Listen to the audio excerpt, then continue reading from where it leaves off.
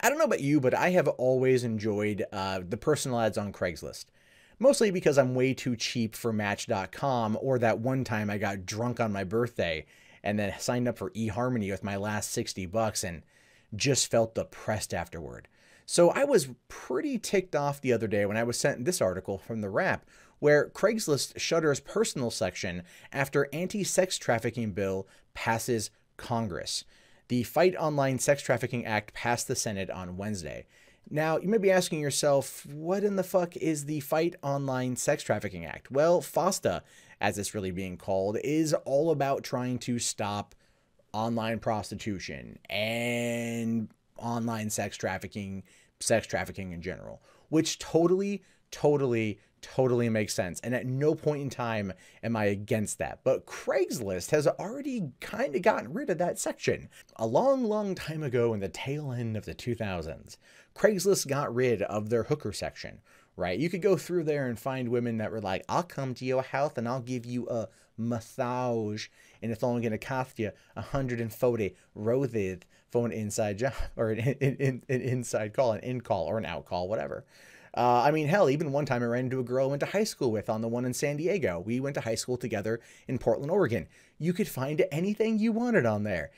And also one moment in my life where I truly regret not acting on it. But the point is, it's always been around. I mean, I've dated many women off of Craigslist personals. They're all crazy. I have tons of stories. This is not the time or place, but it's never been the personal section has been about, you know, meeting that freaky deaky at 3 a.m. that wants you to come put a carrot in their butt. Like it's not about prostitution, but Craigslist, sensing the government oversights coming down on them pretty hard, decided to pull their own plug. In fact, this is what they said. They said here, U.S. Congress just passed H.R. 1865, or FOSTA, seeking to subject websites to criminal and civil liability when third-party users misuse online personals unlawfully. Any tool or service can be misused. We can't take such risk without jeopardizing all of our other services, so we are regrettably taking Craigslist personals offline. Hopefully, we can bring them back someday. To the millions of spouses, partners, and couples who met through Craigslist, we wish you every happiness. So yeah. They're getting rid of it because someone could do something, right? Someone could misuse their service. I thought the entire point of like the Internet Protection Act or whatever it was called, like that's what YouTube uses, Safe Harbor Act, that's what it is, can sit there and not be held liable for their users' actions. This entirely does away with that. This entirely does away with that particular provision of the internet because, oh, someone could do something horrible. Someone could do something bad. It's sad that this is where we currently find ourselves. It's sad that Craigslist had to kill something that ultimately, well, not the most like functional part of the website in terms of meeting the most quality of people, is going to go away, has gone away. Because some people in Congress who are trying to do something good, make no mistake about that. The FOSTA Act, I believe, is done with the best of intentions, but they're getting rid of, they're pushing companies to get rid of something that they don't need to. Like Backpage, for example. I understand Backpage getting screwed. They've done some horrible stuff. They've allowed horrible stuff to happen. Craigslist has always, for the most part, been relatively on the up and up, and they have always pretty much like tried to make sure that none of this stuff was too bad. Although I can't really say on the up and up because they knew hookers were going on there, and they did let it happen and all that jazz. So there was definitely that. But at the same time, it was like, I don't know. I'm a person who believes prostitution should be illegal, so I never really looked at that thing as a bad thing. However, it's not just Craigslist that has felt the heat from FOSTA. Reddit has also done the same here with this announcement coming in a couple days ago saying new addition to the site-wide rules regarding the use of Reddit to conduct transactions. We want to let all of you know that we've made a new addition to our content policy, forbidding transactions for certain goods and services.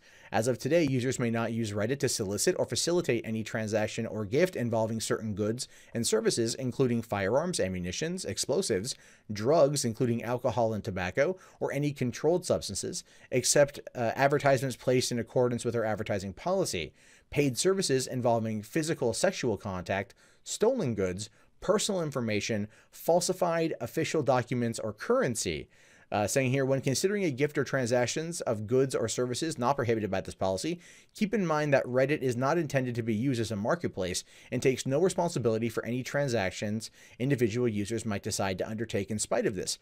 Always remember that you are dealing with strangers on the internet. Yeah, you are dealing with strangers on the internet. But Reddit sits there and says, we're not taking any responsibility for any of this. And even Craigslist basically kind of says the same thing, but they're also like, just to be on the safe side, we're not going to put ourselves in harm's way because it says here, any tool or service can be misused. We can't take such risk without jeopardizing all of our other services. So we are regretfully taking Craigslist personals offline, and hopefully we can bring them back. So yeah, they're taking it off because someone could do something down the road. Someone could do something in the future. And I don't know about you, but that to me is just like the stupidest goddamn thing. You're sitting there and I get the law. I understand what they're up to. I understand what they're trying to do. It just drives me up the wall because there are a lot of people out there that can't afford, any of the more premium dating websites. And there are people out there, don't get me wrong. There are people out there that, don't want to use like OkCupid or Zeusk or Plenty of Fish or any of the free ones, but they happen to like the type of conversations you get out of Craigslist. Like I said, I've dated some girls off of Craigslist that were crazy.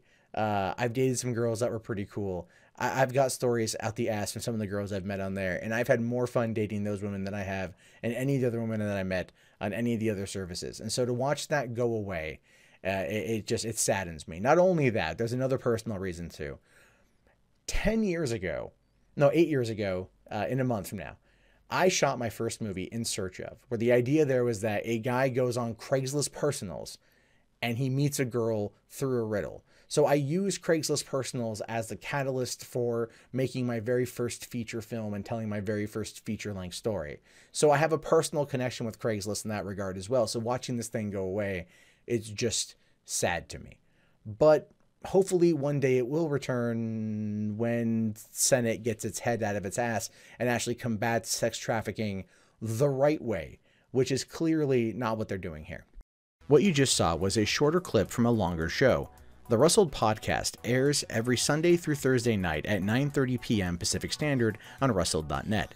Please consider subscribing to the channel as well as 3 Buck Theater and potentially becoming one of our sponsors at patreon.com/MundaneMatt. Thank you and have a great day.